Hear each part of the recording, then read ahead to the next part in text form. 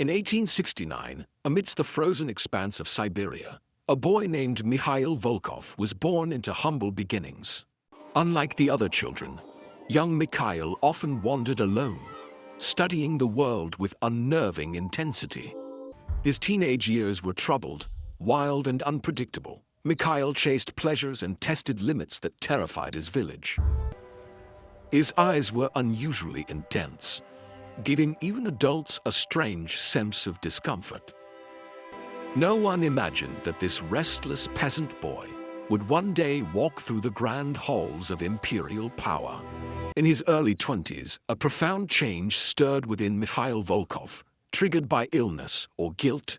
Accounts vary. Accounts differ, but visions of divine light and sacred purpose began to fill his consciousness. He withdrew from his former lifestyle, seeking spiritual clarity across the vast Russian lands. He walked long pilgrimages, praying and fasting, blending traditional beliefs with his own mystical practices. Stories of small miracles began to spread. His presence calmed minds and inspired awe. By the early 1900s, Mikhail Volkov's name had traveled far beyond his village, attracting curiosity from merchants and minor nobles alike. When he spoke, his piercing gaze created an almost hypnotic effect. Not everyone trusted him. Priests criticized his methods, accusing him of emotional manipulation, while admirers defended his authenticity. Ironically, controversy increased his fame. The more people debated him, the more his name spread across provinces. Influential figures began hearing of the Siberian healer, unknowingly guiding him toward the imperial palace. Within the palace, shadows of doubt and uncertainty lingered as the young heir's presence filled the court with anxious anticipation. Summoned in desperation, Mikhail Volkov entered the palace, his simple presence contrasting sharply with the opulence and panic surrounding him. Standing beside the suffering child, Mikhail prayed softly, his calm presence contrasting with the panic around him. Hours later, the prince's condition appeared to stabilize, a moment that felt miraculous to the empress. In that moment of warmth,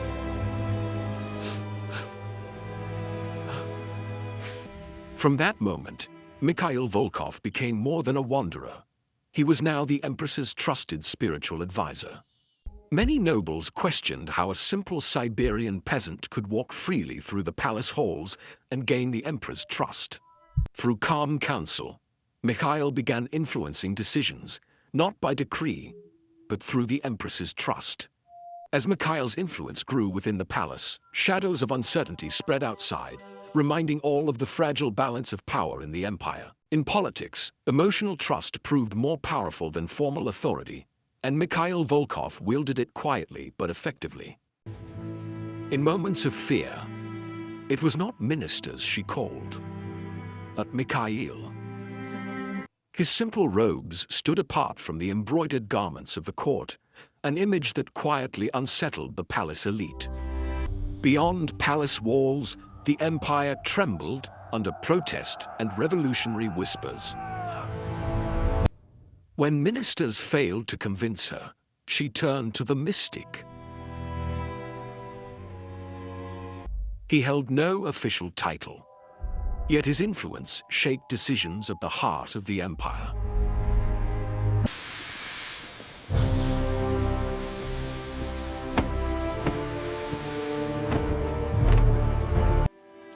Alone in the capital, the empress faced uncertainty and mounting pressure from distant conflicts. Those who opposed him found themselves quietly replaced. Newspapers painted him as manipulator, corrupter, and symbol of decay. As the empire weakened, fear searched for someone to blame, and found him. By 1915, resentment had evolved into organized hostility. In a nation starving and mourning, blame found a face. It is Volkov! He is the one to blame! Damn him! This charlatan... This charlatan threatens the stability of the throne, Your Majesty. Enough. Father Mikhail is a man of God. Anonymous letters warned him. Friends urged him to leave. Whether by faith, pride, or fate, he refused to leave. The young prince believed decisive action was necessary to preserve stability within the empire. On a freezing December night, he arrived under a friendly pretense. Cakes and wine were laced with cyanide. Minutes passed. Nothing happened.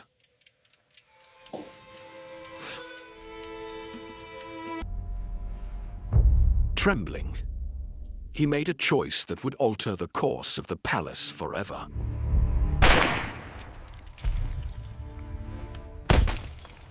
The shot echoed through the palace corridors.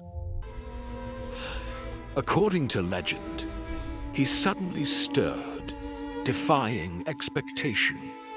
Without ceremony, they cast him into the icy river.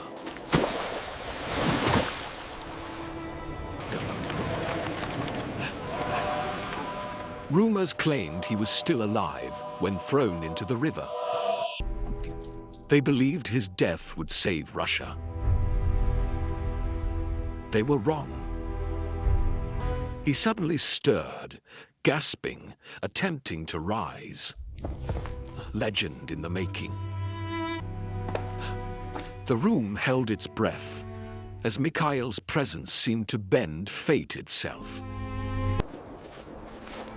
They carried him through the snow and cast him into the icy river. Days later, rumors claimed he may have still been alive when thrown into the river. Within the palace walls, Queen Alina reflected on her trials. Amid the shadows, a delicate glimmer of hope remained. Despite Mikhail's death, the empire's collapse accelerated, leaving citizens desperate and restless. Alone in the palace, Queen Alina pondered the weight of her decisions, seeking guidance in the stillness. To the public, he remained a scapegoat, a mysterious figure whose influence seemed to corrupt the throne. His life, death, and legend blurred reality and myth, creating a story that would captivate generations. Despite Mikhail Volkov's death, the monarchy could not withstand mounting pressures. Hunger and despair fueled public anger. Lost in contemplation, Queen Alina sought strength in solitude and reflection. When the noise of power faded, only silence remained. The throne that once commanded millions now stood untouched. Far from the capital, his name lived on in whispers and winter stories. History recorded facts, memory created legend. Somewhere between the two, his story remained. Empires may vanish, but stories endure, and in the quiet of history, his name still echoes.